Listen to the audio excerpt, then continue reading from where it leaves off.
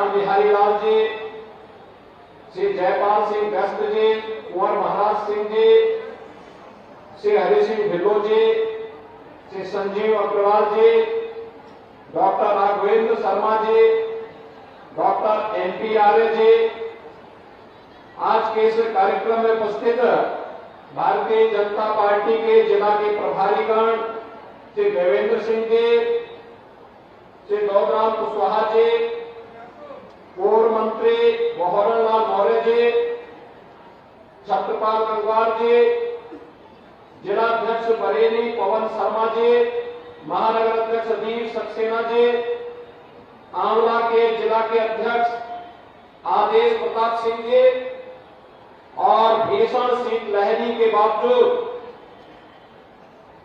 भारी संख्या में आज के इस लोकार्पण और शिलान्यास कार्यक्रम में उपस्थित बरेली के मेरे सभी उपस्थित बहनों और भाइयों, नाथ नगरी को कोटि कोटि नमन करते हुए मैं आप सबका हृदय से अभिनंदन करता हूं।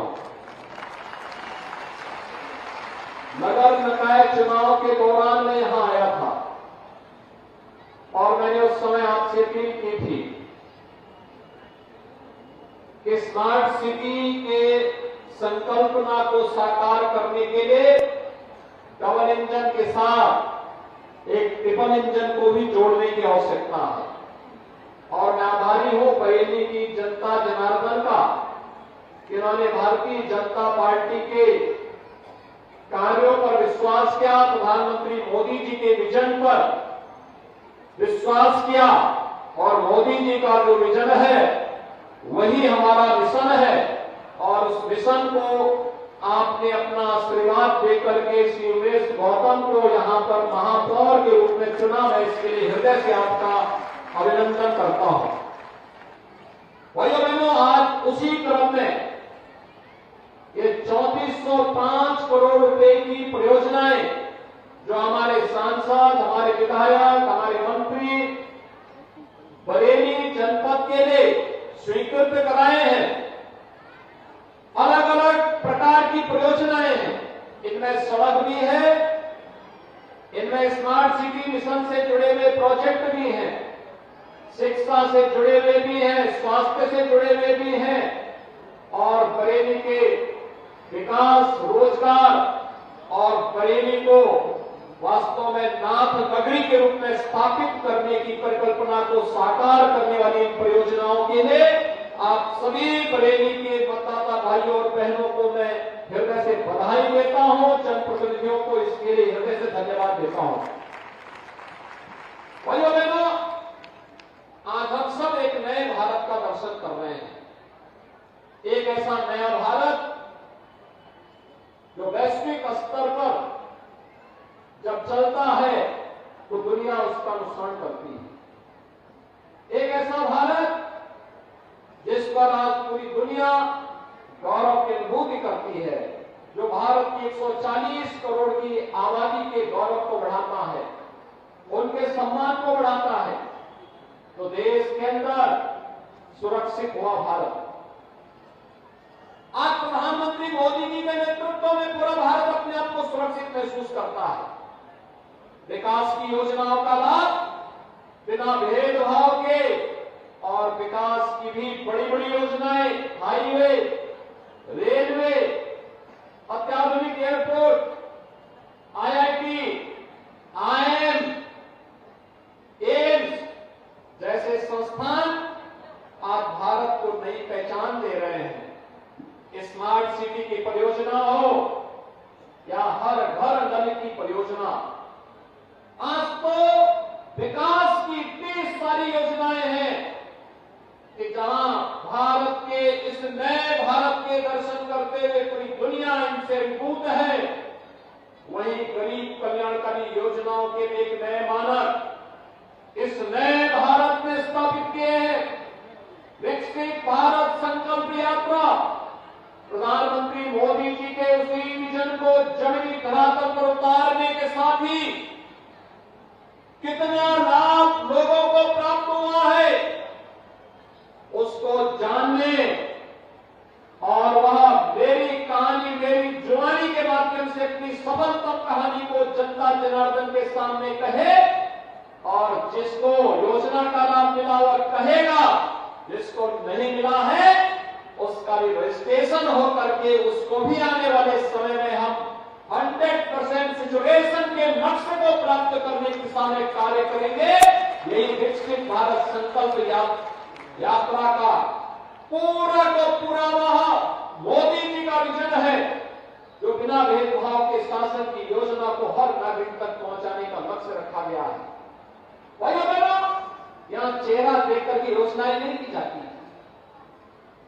अगर विकास गाजियाबाद और नोएडा में होगा, वाराणसी और गोरखपुर में होगा, प्रयागराज और लखनऊ में होगा, तो बरेली को उस विकास से कोई वंचित नहीं कर सकता है।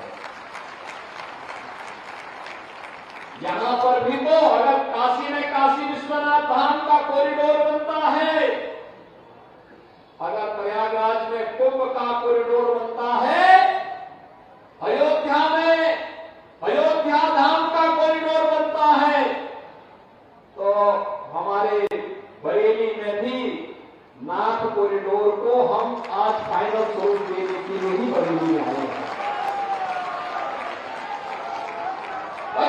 नाथ कॉरिडोर को जोड़ने वाले जितने भी महत्वपूर्ण मार्ग हैं, इन सबको स्वीकृत देने के बाद ही हम बरेली आए हैं।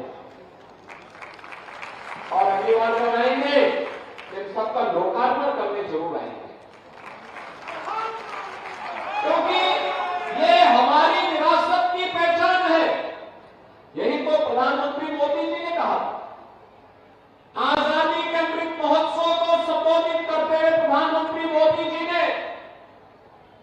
140 करोड़ भारतवासियों के सामने एक लक्ष्य रखा, और वह लक्ष्य रखा कि हमें आज तो देश की आजादी के 75 वर्ष पूरे कर रहे हैं, लेकिन जब देश अपनी आजादी का 100 वर्ष पूरा करेगा, शताब्दी महोत्सव मनाएगा, तब कैसा भारत चाहिए? कैसा भारत चाहिए? एक ऐसा भारत जिसे आप विकसित भारत कह सकते हैं। हर चेहरे पर खुशहाली हो, हर नौजवान के हाथों में रोजगार हो, हर किसान खुशहाल हो, हर बहन और बेटी अपने आप को सुरक्षित महसूस करे, हर व्यापारी अपने व्यापार के माध्यम से देश की प्रगति के मार्ग में मजबूती के साथ सहभागी बने। भारत का हर नागरिक अपने कर्तव्यों का निर्वहन करते हुए इस दिशा में प्रयास करेगा, तो विकसित भारत बनने से दुनिया की कोई ताकत रोक नहीं सकती है। और इसके लिए प्रधानमंत्री जी ने 5 संकल्प पंचप्रण के रूप में हम सबके सामने रखे। ये पंचप्रण उसी संकल्पना का आधार है जिस विकास की योजना को लेकर आज हम सब यहां पर आए हैं। उन्होंने कहा, आत्मनिर्भर भारत के लक्ष्य के लिए वोकल फॉर लोकल, हमें अपने स्थानीय उत्पाद को प्रमोट करना पड़ेगा, स्थानीय हस्तशिल्पी को सम्मान देना पड़ेगा, स्थानीय कारीगर के कार्य को महत्व देना पड़ेगा। और इस दिशा में चाहे वो किसान हो, चाहे वो राजमिस्त्री हो, चाहे वह हमारा कारीगर हो, इनके कार्य को सम्मान देते हुए इसे आगे बढ़ाना। 1 डिस्ट्रिक्ट 1 प्रोडक्ट की योजना और पीएम विश्वकर्मा या पीएम विश्वकर्मा श्रम सम्मान की योजना उसी क्रम में लागू के लिए योजना। गुलामी के अंशों को सर्वथा समाप्त करना। हम गुलामी की मानसिकता से नहीं जीत सकते कि यूरोप और अमेरिका में अच्छा, दुनिया में अच्छा, हमारा खराब, ये नहीं हो सकता।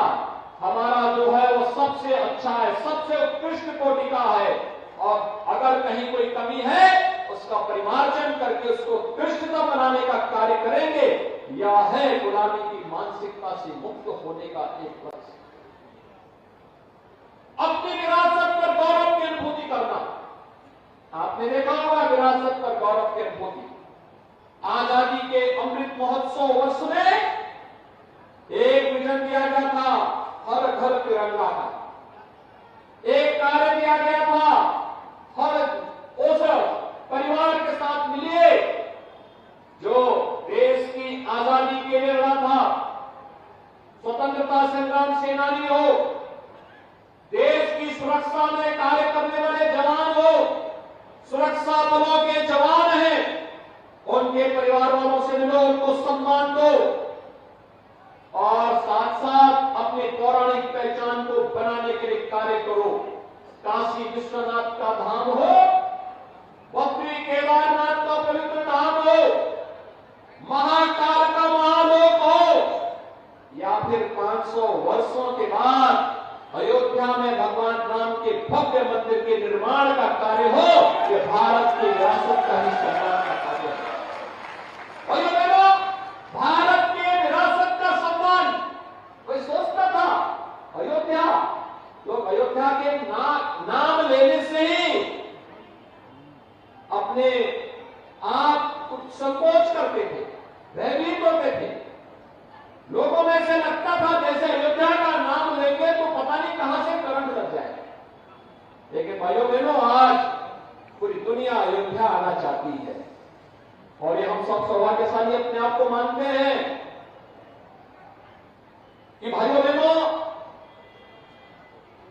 यानी 500 वर्षों से जो लंबा संघर्ष चला, आज प्रधानमंत्री मोदी जी के नेतृत्व में अगर नया भारत का नया उत्तर प्रदेश है तो नए उत्तर प्रदेश में त्रेता युगीन अयोध्या के दर्शन भी आपको करने को मिल जाएंगे। अयोध्या की जितनी भी परियोजनाएं थी, उन परियोजनाओं का लोकार्पण हम लोगों ने प्रधानमंत्री मोदी जी के कर कमलों से 30 दिसंबर को संपन्न कर दिया है और अब 22 जनवरी को भगवान राम के भव्य प्राण प्रतिष्ठा कार्यक्रम की तैयारी चल रही है। कल ही मैं अयोध्या में था, जहां अयोध्या में पहले ये गाड़ी नहीं चल पाती थी, आप 4 लेन की कनेक्टिविटी देती। जहां अयोध्या में पहले हवाई जहाज की बात तो बहुत दूर थी, आज वहां पे यानी सिंगल मीटर गेज था रेल का, आज डबल गेज के यानी ब्रॉड गेज के साथ डबल लाइन वहां पहुंच चुकी है। एयर कनेक्टिविटी के लिए एयरपोर्ट बन चुका है। ये सभी कार्यक्रमों का लोकार्पण प्रधानमंत्री जी ने 30 दिसंबर को कर दिया है और अभी को वाटरवे के साथ भी जोड़ने की तैयारी चल रही है। वाटरवे के साथ इनलैंड वाटरवे अयोध्या की कनेक्टिविटी बेहतरीन करके जहां से भी कोई अयोध्या श्रद्धा के भाव से आएगा, सम्मान के साथ प्रभु का आशीर्वाद प्राप्त करके जाएगा। यही है विरासत का सम्मान। एक बार एकात्मता के लिए कार्य करना। जो लोग जाति के नाम पर बांटना चाहते हैं, समाज में विस्मरण करना चाहते हैं, इनसे सावधान रहने की आवश्यकता। ये जातिवाद की राजनीति, परिवारवाद की राजनीति, विभाजन की राजनीति उत्तर प्रदेश के सामने, यहां के नौजवानों के सामने, उत्तर प्रदेश के नागरिकों के सामने पहचान का संकट खड़ा किया था और आज हमें सावधान होकर के विकास के बारे में सोचना है, विरासत के बारे में सोचना है, आने वाली पीढ़ी के उज्जवल भविष्य के बारे में सोचना है। उत्तर प्रदेश को देश की अग्रणी अर्थव्यवस्था के रूप में स्थापित करने के लक्ष्यों को प्राप्त करने की दिशा में कार्य करने के लिए आगे बढ़ना है और इन सब को प्राप्त करने के लिए जो अंतिम संकल्प है वह है हमारे नागरिक कर्तव्य। एक भारत के नागरिक होने के नाते हमारा दायित्व क्या है? मेरा दायित्व होना चाहिए पहला मेरा देश। मैं अपने देश के लिए काम करूंगा, हर काम देश के नाम, हर काम देश के नाम। मेरे साथ बोलेंगे, हर काम देश के नाम। पहला देश, फिर समाज, फिर परिवार और अंत में मैं स्वयं। भारतीय जनता पार्टी इसी बात को कहती है, पहला देश, फिर पार्टी और फिर व्यक्ति का हित। वो अंत में आता है और उसके लिए कार्य करना, निरंतर प्रयास करना। आज जब हर ओर से सर्वांगीण विकास के लक्ष्यों को प्राप्त करने की दिशा में कार्य हो रहा है तो भाइयों बहनों, हमें इस बात को मान के चलना चाहिए, हम सब इस नए भारत में किसी न किसी रूप में अपना योगदान दे रहे हैं। 2047 के इस लक्ष्य को प्राप्त करने की दिशा में हमें निरंतर मिलकर के कार्य करना है। विकसित भारत संकल्प यात्रा का यही संकल्प है और इसी संकल्पना के साथ ये कार्यक्रम आगे बढ़ रहा है। आज उत्तर प्रदेश आपने देखा होगा, 17 के पहले का उत्तर प्रदेश भी आपके सामने था। इस बरेली में महीनों कर्फ्यू लगता था। एक बार यहाँ कर्फ्यू के दौरान जब यहाँ के कार्यकर्ताओं ने मुझे कहा, मैं सांसद था, और मुझे कहा कि यहाँ कर्फ्यू लगा करके हमारा ही प्रताड़ना हो रहा है, तो मैंने भी कार्यक्रम बनाया था, मुझे नहीं आने दिया गया था यहाँ पे। लेकिन भाइयों बहनों, पिछले 7 वर्ष के अंदर मैंने तो नहीं देखा कि यहाँ अब बरेली में कोई कर्फ्यू लगाता हो। कर्फ्यू लगाने वालों के घरों में ही कर्फ्यू लग जाए, अब कोई कर्फ्यू की बात नहीं करेगा। भाइयों बहनों, यही है नया उत्तर प्रदेश। बरेली में कर्फ्यू, रामपुर में कर्फ्यू, मुरादाबाद में कर्फ्यू, अलीगढ़ में कर्फ्यू, सहारनपुर में कर्फ्यू, मेरठ, बुलंदशहर, मुजफ्फरनगर में तो कई महीनों तक कर्फ्यू लगा था। लेकिन आज कर्फ्यू नहीं लगता है, आज कर्फ्यू की जगह कावड़ यात्रा निकलती है, शानदार तरीके से शंख और घड़ियाल बजाते हुए कर्फ्यू यात्रा को समाप्त करते हुए हमने कावड़ यात्रा में बदल दिया। और यही नया उत्तर प्रदेश है। पहले रोजगार के नाम पर एक परिवार पूरे प्रदेश में जा करके वसूली करके हमारे नौजवानों के भविष्य के साथ खिलवाड़ करता था, और अंततः कोर्ट को नियुक्ति में स्टे देना होता था। हमने पिछले 6 वर्ष में भाइयों बहनों 6 लाख नौजवानों को सरकारी नौकरी दी है। 1 करोड़ 75 लाख से अधिक नौजवानों को निजी क्षेत्र में नौकरी दी है। लाखों नौजवानों के लिए रोजगार दिए।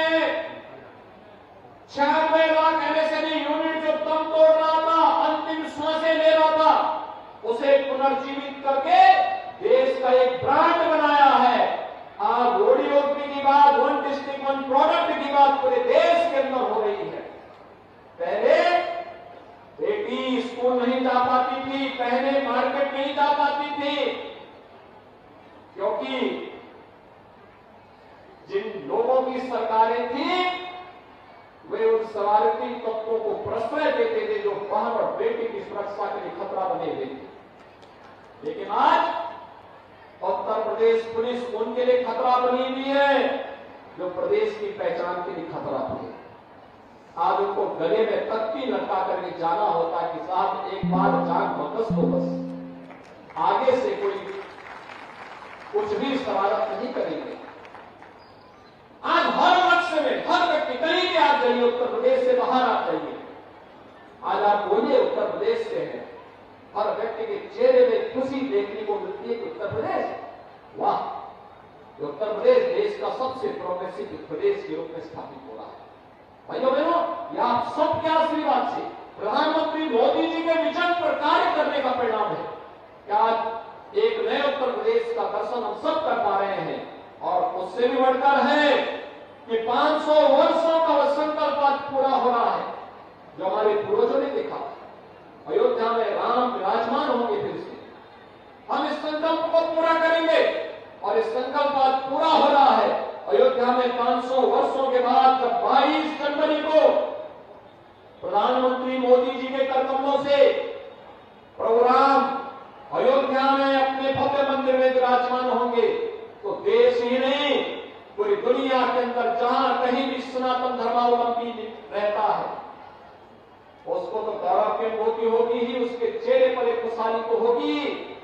मेरा ये मानना है 22 जनवरी का कार्यक्रम दुनिया के अंदर जहां कहीं भी सभ्यता और संस्कृति को कुचला गया होगा, उनमें एक आस है, उनके लिए एक नया विश्वास है 22 जनवरी का कार्यक्रम। और 22 जनवरी का प्राण प्रतिष्ठा का महोत्सव हम सब अपने तरीके से कार्यक्रम प्रारंभ करें। 14 जनवरी से लेके 20 जनवरी तक, 21 जनवरी तक हमारा एक ही कार्यक्रम होना चाहिए, स्वच्छता का कार्यक्रम। अपने गांव में, अपने नगर में, अपने वार्ड में, अपने मोहल्ले में स्वच्छता के कार्यक्रम को जुड़ना। प्लास्टिक फ्री, कहीं कूड़ा कचरा नहीं होना चाहिए। जैसे दीपावली के पहले आप अपने घरों की सफाई करते हैं, अपने नगर को सफाई करिए। आज प्रभु अयोध्या में विराजमान हो रहे हैं, कल मेरे घर में, मेरे गांव में,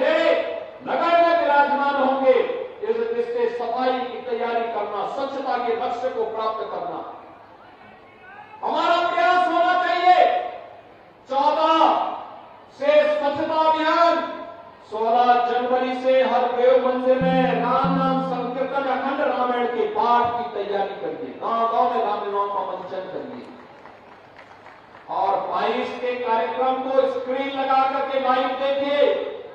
22 को सार्वजनिक अवकाश होगा और उस सार्वजनिक अवकाश के दिन भाइयों बहनों उस दिन स्क्रीन लगा करके वहां के कार्यक्रम को देखो।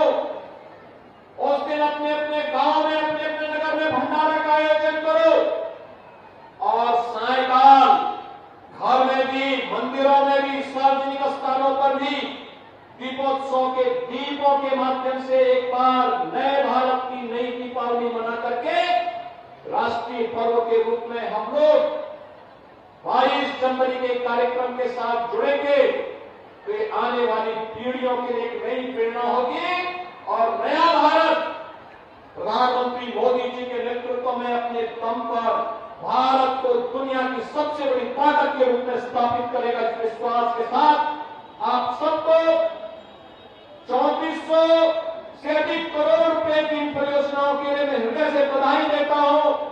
मकर संक्रांति और प्राण प्रतिष्ठा महोत्सव की अपनी शुभकामनाएं भी देता हूं और आपका आह्वान भी करता हूं कि आपको अयोध्या आना है, लेकिन 22 के बाद जिस दिन आपके जनप्रतिनिधि और संगठन के लोग कार्य योजना बनाएंगे उस कार्यक्रम के तहत आपको अयोध्या आकर के प्रभु के दर्शन करने के लिए अपने आप को तैयार करना है। हम लोग तैयार है ना अयोध्या आने के लिए?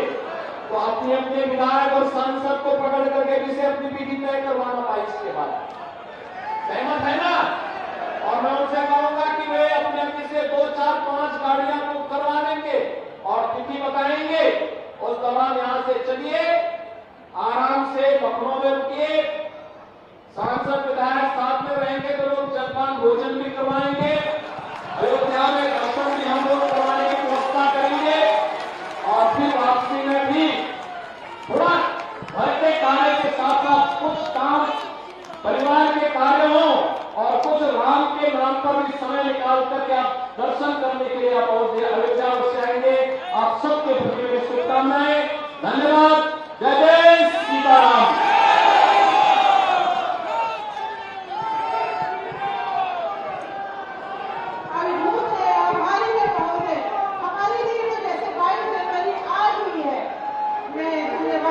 ज्ञापन के लिए माननीय सांसद महोदय श्री